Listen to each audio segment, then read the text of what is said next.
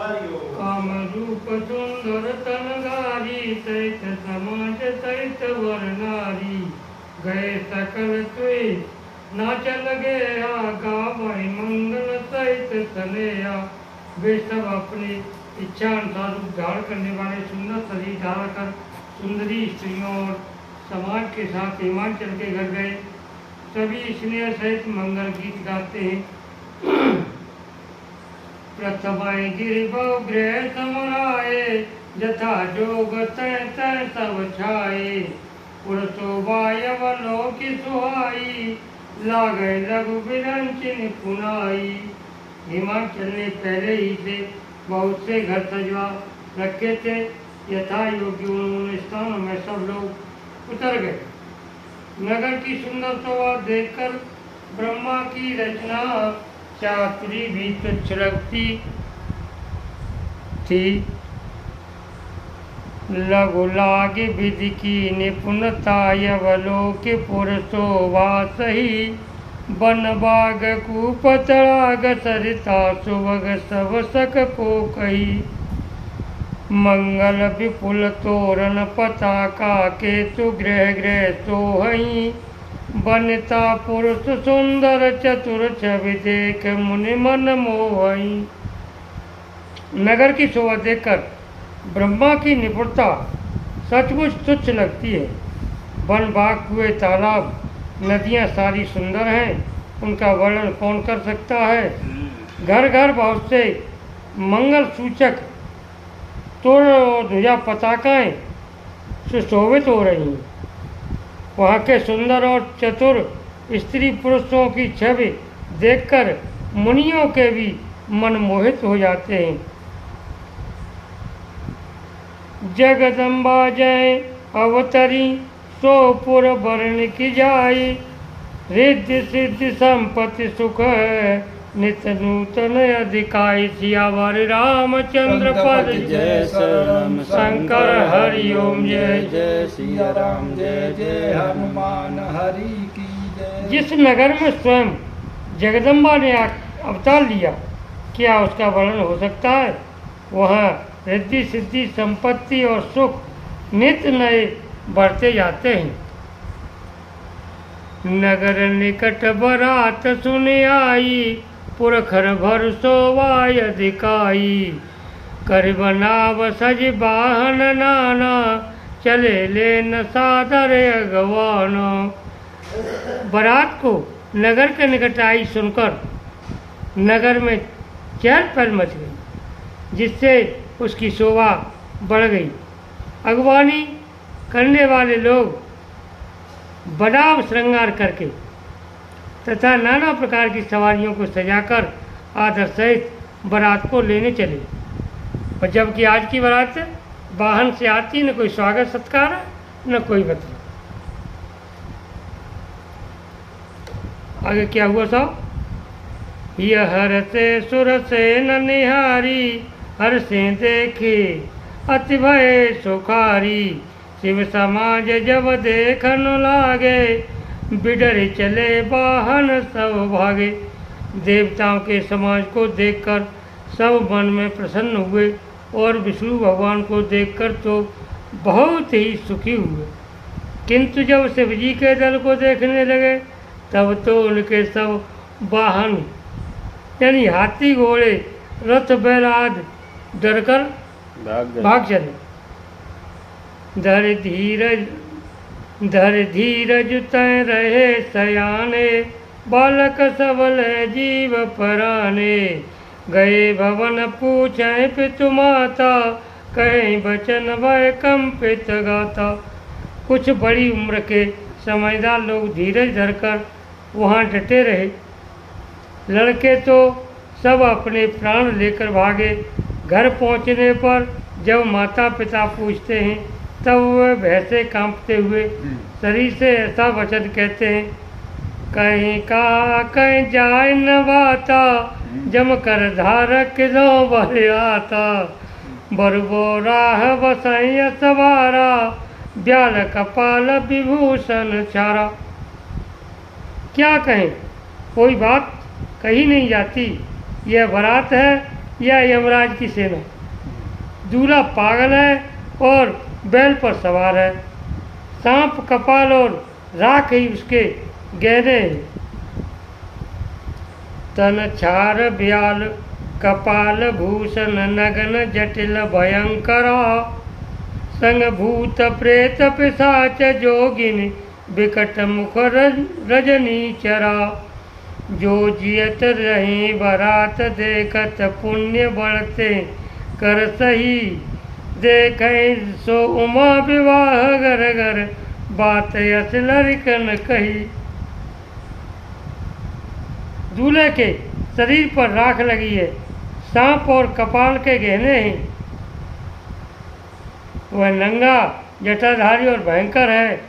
उसके साथ भयानक मुख वाले भूत प्रेत पिशाच योगिनियाँ और राक्षस हैं। जो बारात को देखकर जीता बचेगा सचमुच उसके बड़े ही पुण्य हैं और वही पार्वती का विवाह देखेगा। लड़कों ने घर घर यही बात कही। भयभीत होकर अपने माता पिता से कहने लगे कि ऐसी बारात हमें कहूँ ना देगी। बारात है कि जान के लेवा। समुझ महेश समाज सब जननी जनक मुस्काई। रामा जननी जनक मुस्काई। बाल बुझाई विविध विधि निडर हो डर नाई। सियावर राम चंद्र पत जय शरणम शंकर हरिओम। जय जय सिया राम जय जय हनुमान हरि की जय। महेश्वर का समाज समझकर सब लड़कों के माता पिता मुस्कुराते हैं। उन्होंने बहुत तरह से लड़कों को समझाया कि निडर हो जाओ, डर की कोई बात नहीं। ले यगवान बरात ही आए दिए समय जनवास सुहाए। मैना सुबया रति सवारी संग सुमंगल गावे नारी। अगवान लोग बारात को लिवा लाए। उन्होंने सबको सुंदर जनवा से ठहरने को दिए। मैना ने शुभ आरती सजाई। मैना कौन थी? पार्वती जी की माँ। मेहतारी। हाँ, और उनके साथ की स्त्रियां उत्तम मंगल गीत गाने लगी। कंचन तार सोह बर पानी परछन चली हरे हरसानी।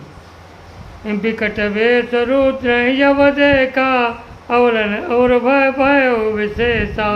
सुंदर हाथों में सोने का थाल शोभित है। इस प्रकार मैना हर्ष के साथ शिवजी का परिक्षण करने चली।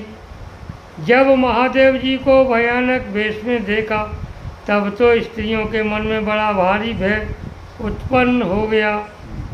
भागी भवन पैठिए अति त्रासा गए महेश जहाँ जनवासा। मैना हृदय भय दुख भारी लीनी बोल गिरीश कुमारी। बहुत ही डर के मारे भागकर वे घर में घुस गईं और शिवजी जहाँ जनवासा था वहाँ चले गए। मैना के हृदय में बड़ा दुख हुआ। उन्होंने पार्वती को अपने पास बुला लिया। माँ पार्वती को समझाने लगी कि बेटा कोई बात नहीं, अभी कोई दूसरा वर चुन लेना। लेकिन धन्य है पार्वती जी, वो अपने वचन से नहीं टली और अपनी माँ को क्या सारे समाज को इन्होंने संतुष्ट किया। वो कैसे? अधिक स्नेह गोद बैठारी श्याम सरोज नयन भरे बारी। जय विधि तुम्हें रूप असदीना तेजन बरुबा उरक सकीना। और अत्यंत स्नेह से गोद में बिठाकर अपने नील कमल के समान नेत्रों में आंसू भरकर कहा, जिस विधाता ने तुमको ऐसा सुंदर रूप दिया उस मूर्ख ने तुम्हारे दूल्हे को बावला कैसे बनाया। कसकीन बरुबो राह विधि जे तुम्हें सुंदरता दई। जो फल चहे सुरत रुए सो बर बस बबू रहे लागई। तुम सहित गिरते गिरो पावक जरो जल निध महो मरो परो। धरु जाऊ अपजस हो जग जीवत विवाह न हो करो। जिस विधाता ने तुमको सुंदरता दी, उसने तुम्हारे लिए वर बावला कैसे बनाया? जो फल कल्प वृक्ष में लगना चाहिए वह जबरदस्ती बबूल में लग रहा है। मैं तुम्हें लेकर पहाड़ से गिर पड़ूंगी, आग में जल जाऊंगी या समुद्र में कूद पड़ूंगी। चाहे घर उजड़ जाए और संसार भर में अपकीर्ति फैल जाए, पर मैं जीते जी मैं इस बावले वर से तुम्हारा विवाह न करूंगी। भई विकल अवला सकल दुखित देख गिरनार, कर बिलाप रोदति बदति सुतासने संहारि। सियावर राम जय शरणम शंकर हरि ओम। जय जय सिया राम, जय जय हनुमान हरि की जय। हिमाचल की स्त्री को दुखी देखकर सारी स्त्रियां व्याकुल हो गई। मैना अपनी कन्या के स्नेह को याद करके विलाप करती, रोती और कहती थी, नारद कर में काह बिगारा, भवन मोर जिन बसत उजारा। अस उपदेश मैं जिन दीना, बोरे बरह लाग तपुकीना। मैंने नारद का क्या बिगाड़ा था जिन्होंने मेरा बसता हुआ घर उजाड़ दिया, और जिन्होंने पार्वती को ऐसा उपदेश दिया कि जिससे उसने बावले वर के लिए तप किया। सोचे उनके मोहन माया, उदासीन धन दामन जाया। पर घर गालक लाजन वीरा, बांझ की जान प्रसव के पीरा। सचमुच उनके न किसी का मोह है, मैना कह रही है नारद के लिए, न माया, न उनके धन है, न घर है और न स्त्री ही है। वे सबसे उदासीन हैं, इसी से वे दूसरों का घर उजाड़ने वाले हैं। उन्हें न किसी की लाज है न डर है। भला बांझ स्त्री प्रसव की पीड़ा को क्या जाने। जननी विकल बिलो की भवानी, बोली जुत विवेक मृदुवानी। अस विचार सोचै मति माता, सो न टरै जो रचै विधाता। आज देखिए पार्वती जी माँ को समझा रही हैं, क्योंकि वो घटघट वासनी थी।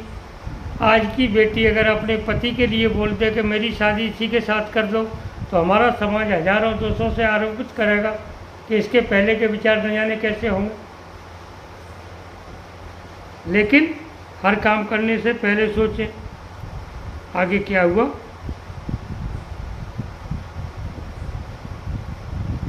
माता को